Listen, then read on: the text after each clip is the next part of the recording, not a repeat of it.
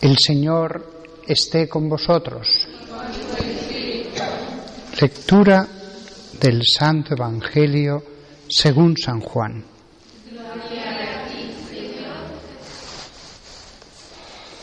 En el principio ya existía la palabra, y la palabra estaba junto a Dios, y la palabra era Dios.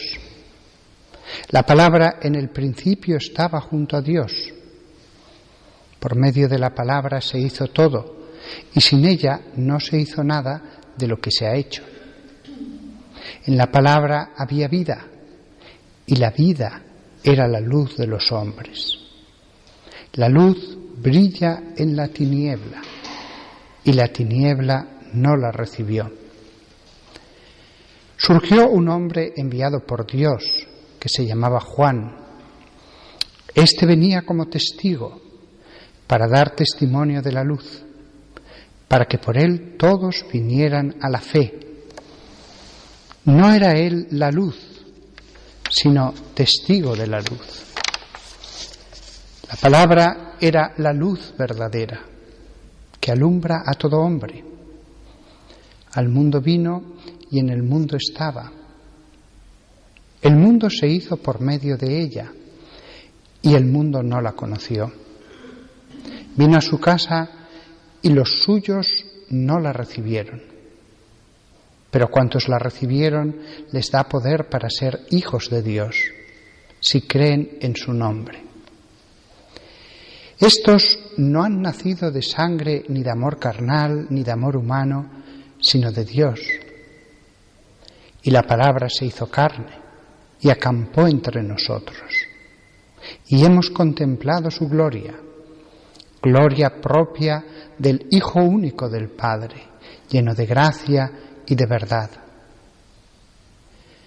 Juan da testimonio de él y grita diciendo: Este es de quien dije, el que viene detrás de mí pasa delante de mí, porque existía antes que yo. Pues de su plenitud todos hemos recibido gracia tras gracia, porque la ley se dio por medio de Moisés. La gracia y la verdad vinieron por medio de Jesucristo. A Dios nadie lo ha visto jamás. El Hijo único que está en el seno del Padre es quien lo ha dado a conocer.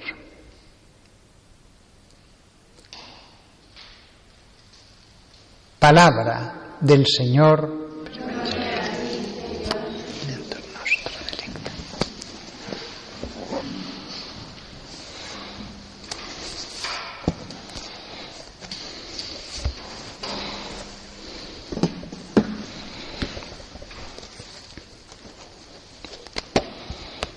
Hoy, día de Navidad, hemos leído este fantástico prólogo de San Juan, del Evangelio de San Juan, lo cual nos lleva a examinar cómo comienzan los 4 evangelios de nuestro Señor Jesucristo. Detengámonos un momento a examinarlo. El primero, Mateo, comienza con una genealogía. Se puede decir que cada uno de los evangelios tiene su pequeño prólogo, pero se puede decir realmente los que de verdad tienen un prólogo son el de Mateo, el primero de todos, y el último, el de San Juan. El de Mateo es la genealogía que desciende desde Abraham. Es un sentido descendente, desde un hombre concreto. Abraham podía haber puesto en otro momento el comienzo de ese río descendente, Mateo, pero considera que su genealogía debe centrarse en esta figura y en lo que supone él. En realidad, Mateo no es que decida, y me corrijo a mí mismo, no es que decida dónde empieza la genealogía. Él tenía esa genealogía que venía desde Abraham, pero Dios sí que decide que los lectores se les haga reparar de modo muy concreto en la descendencia de Abraham por parte de Jesús. Que examinen no toda la humanidad, sino la historia que comienza con la revelación en Abraham. Fijaos, bueno, iba a fijarme en la contraposición entre Juan y Mateo, pero Marcos comienza con una cita de Isaías y después ya viene Juan el Bautista y ya sigue con el bautismo del Señor. Marcos comienza con una cita. Todo el Evangelio, todo el Antiguo Testamento estaba delante. Sin embargo, va a arrancar el anuncio de Cristo con una sola cita. La famosa cita cuando dice: mirad, estoy enviando a mi mensajero delante de ti. Él preparará tu camino. La voz de uno que grita en el desierto: preparad el camino del Señor. Haced rectos sus senderos. Y ya Juan el Bautista. Es interesante la importancia de Juan el Bautista. Juan el Bautista aparece también en el prólogo de San Juan, que se dedica a cosas tan divinas. No voy a insistir aquí en por qué Juan el Bautista es tan importante, porque ya hemos dedicado varios sermones a él, insistiendo en que es el más grande nacido de mujer, en que cuando dice Jesús: ¿habéis ido a ver un profeta? Sí, y en verdad os digo, más que un profeta. Es la culminación de todo el Antiguo Testamento. Es la cúspide que pone fin a toda esa línea de profetas, profetas que a su vez son, junto con los libros sapienciales, fruto de profetas, son la culminación de lo que comienza en Abraham. Hablar de Juan el Bautista en el fondo es conectar con todo lo que venía antes. No hace falta nombrar a toda la larga lista de profetas, desde los menores hasta los mayores. Hablando de él, se toma la última piedra que corona esa edificación, la cúspide. Y así comprendemos que Lucas comienza su evangelio de nuevo con Juan el Bautista, con su profecía, la profecía de Dios en el templo, la historia de Zacarías, lo conecta con el templo. Así que si os fijáis, de los 4 evangelios, los 2 del medio van a arrancar con una conexión con lo antiguo, el templo, Juan el Bautista. Y los otros 2 de los extremos, Mateo insistiendo en Jesús como hombre, el Hijo del Hombre. En cierto modo podríamos decir el fruto de todo ese árbol, es el renuevo de Jesé. Él es hijo de ese pueblo. Después veremos que también es fundador de ese pueblo. Pero Él es hijo de ese pueblo. Él es descendiente de aquellos reyes de Judá. La humanidad. Sin embargo, el Evangelio de San Juan, por el contrario, enfatiza lo divino, la eternidad. Y ya sin negarlo, no se le llama en ese momento hijo de Abraham o hijo de David, sino que va a ser el logos, la palabra. Escoge justamente el término más inmaterial posible, la palabra. Además, logos es la palabra en su sentido más abstracto. No es voz, es palabra, en su sentido más racional e inmaterial. Fijaos la contraposición. Mateo va a insistir en la humanidad, Juan va a insistir en la divinidad. Una cosa que quiero mencionar de pasada y que me parece algo muy bonito es que algunos autores han llamado la atención en la posibilidad de que el prólogo de San Juan fuera un himno que existía anterior a la composición del Evangelio. Ciertamente su género literario es distinto al del Evangelio. Ciertamente la palabra logos, referida a la segunda persona, no aparece en todo el Evangelio de San Juan ni una sola vez. No sería imposible. Juan es el autor del Evangelio, pero autor que puede asumir cosas que existían en la comunidad. La idea de que fuera un himno, incluso cantado en las Eucaristías, es muy bella. A mí, por lo menos, me parece muy bonito el pensar que hubiera habido una persona muy santa en esa comunidad, que hubiera compuesto ese himno precioso que es el prólogo. Pero también podía ser perfectamente obra de un apóstol que al final de su vida, teniendo delante los otros evangelios, habiendo llevado estos temas cientos y cientos de horas a la oración, hace una reflexión que se condensa en ese himno. También esa idea me parece muy bonita. En cierto modo, Juan es autor de todo el Evangelio, tanto si lo escribió como si lo asumió.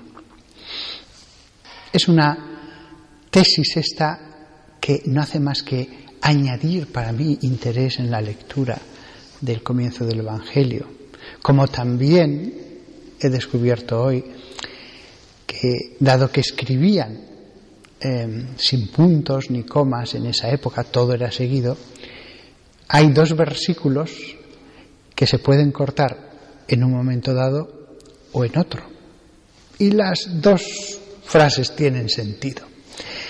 De todas maneras, la versión que hemos leído y que es la más común es, me parece a mí, más bella, más lógica y más profunda teológicamente, y es la que toman más autores. Pero fijaos qué interesante. Uno cree haber leído siempre el Evangelio de San Juan toda la vida y de pronto uno se encuentra con que quizás le falta una lectura, la de partir un versículo en un lugar en vez de en otro. Cambia el sentido, pero mínimamente. Tampoco es tanto. Aún así, había pensado hablar en el sermón de ese tema. Considero que no es tan interesante porque la versión ya más extendida parece también la más natural. Otra cosa interesante. El prólogo de San Juan, fuera cual fuera su origen, condensa todos los temas, todos tampoco, pero muchos temas que van a ser extendidos después en el Evangelio de San Juan.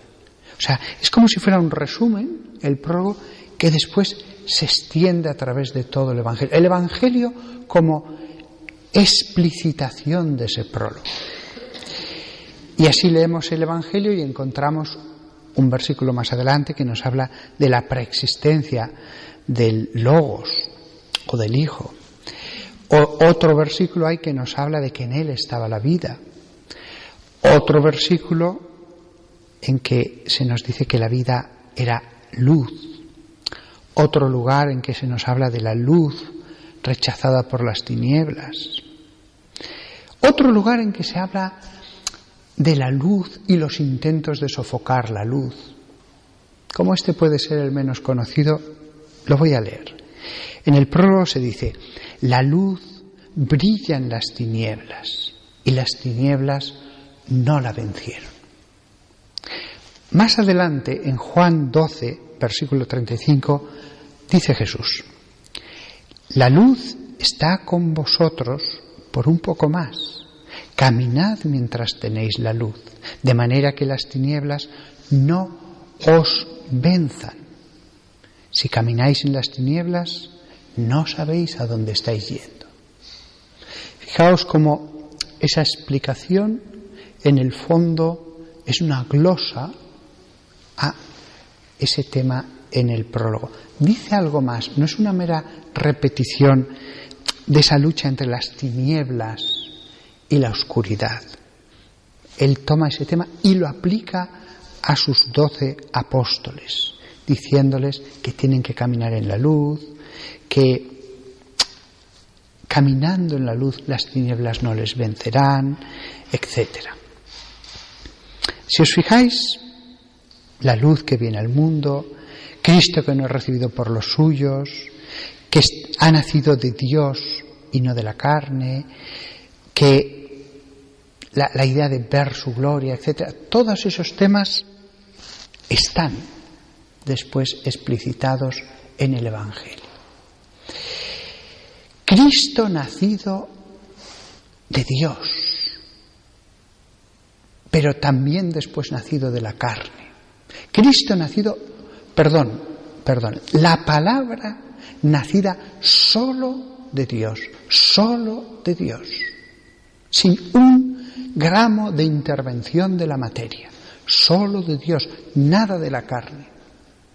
Y sin embargo, después, el Logos sí que nace de la carne cuando se encarna.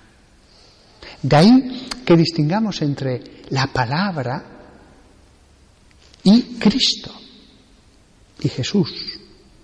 Sustancialmente son lo mismo, pero decimos que al principio estaba el Padre, el Hijo y el Espíritu Santo. No decimos que al principio estaba el Padre, Cristo y el Espíritu Santo. Hay allí un momento en que lo que no tenía ni un gramo de materia pasa totalmente a ser hijo del hombre, a ser hijo de David. Si os fijáis, es interesante lo poliédrico que es el Evangelio. Cuántos aspectos tiene, qué fácil es errar, cómo Dios, al haber revelado tantas cosas, si no hubiera estado el Espíritu Santo, hubiéramos errado, nos hubiéramos confundido, y era lógico. Por eso la maravilla de toda la Iglesia, preservando de un modo perfecto el depósito de la fe. Y la gran revelación de este prólogo es la palabra, el Logos. Dios que tiene un Logos. Dios que por tanto es Dios Padre, porque la palabra estaba a su lado desde siempre. Esa es la gran revelación. Eso es lo que lleva a Jesucristo a la muerte ante una casta que se niega a reconocer eso. Interesante también que la palabra, el término palabra, logos, referido a Jesucristo, solo se usa en otros 2 lugares de San Juan, fuera del prólogo. Y uno de ellos es cuando Juan dice: hemos visto, hemos tocado la palabra de la vida. Lo que hemos visto con nuestros propios ojos, lo que hemos tocado con nuestras propias manos, la palabra de la vida. Y después en Apocalipsis 19:13, cuando se le llama por este nombre, la palabra de Dios, así se refiere en un momento dado del Apocalipsis a Jesucristo, la palabra. Todos los que leyeron todo el Antiguo Testamento nunca, jamás pudieron imaginarse, aunque se anunciaba algo muy grande en los profetas. Desde los tiempos de Moisés ya se hablaba de algo muy grande que iba a venir en el futuro en la tierra, no se refería al cielo, pero nunca se pudieron imaginar la venida de Dios como palabra, porque ellos no sabían que existían las tres personas, que Dios iba a aparecer como palabra, palabra salida de la boca del Padre, palabra que nos habla a nosotros los humanos en los 4 evangelios. Hay una insistencia muy grande en mis sermones en el evangelio, porque de Jesús podemos imaginar muchas cosas, pero lo que tenemos realmente en nuestras manos son las palabras suyas del evangelio. Después ya cómo era su cara, su altura, el color de su pelo, eso no tiene ninguna importancia, ninguna. Lo que importa es que Él nos ha dejado su palabra, lo que Él ha querido, ni más ni menos. Y eso lo tenemos desde hace 2000 años, preservado maravillosamente en la Iglesia. Por lo tanto, la palabra de Dios que nos deja la palabra del Evangelio, las palabras que salieron de la boca de la palabra que salió de la boca de Dios. Nunca insistiremos bastante en lo conveniente de leer y meditar el Evangelio. Hay muchos libros y muy buenos, pero el Evangelio es, si decíamos que Juan el Bautista, el más grande nacido de mujer, el más grande de los profetas, los Evangelios son lo más grande de toda la Biblia. Y dentro de los Evangelios, que forman una unidad, destaca de un modo bellísimo este prólogo. Este prólogo siempre llamó la atención de los santos, de los místicos, de los padres de la Iglesia. En la anterior misa, la que estuvo hasta el Vaticano II, era obligatorio que el sacerdote en el altar, en voz baja, leyera todos los días el prólogo de San Juan. Fijaos la importancia que tiene. Y es verdad, porque si los 3 evangelios culminan en las reflexiones de Juan el Bautista, de Juan el Evangelista en el 4º evangelio, el prólogo es ciertamente la parte, yo diría, más noble, que condensa todo mejor de ese 4º evangelio. Así que hoy, justo en el día de Navidad, no por casualidad, la Iglesia pone este texto. Que todos nosotros veneremos a la palabra salida de la boca de Dios Padre.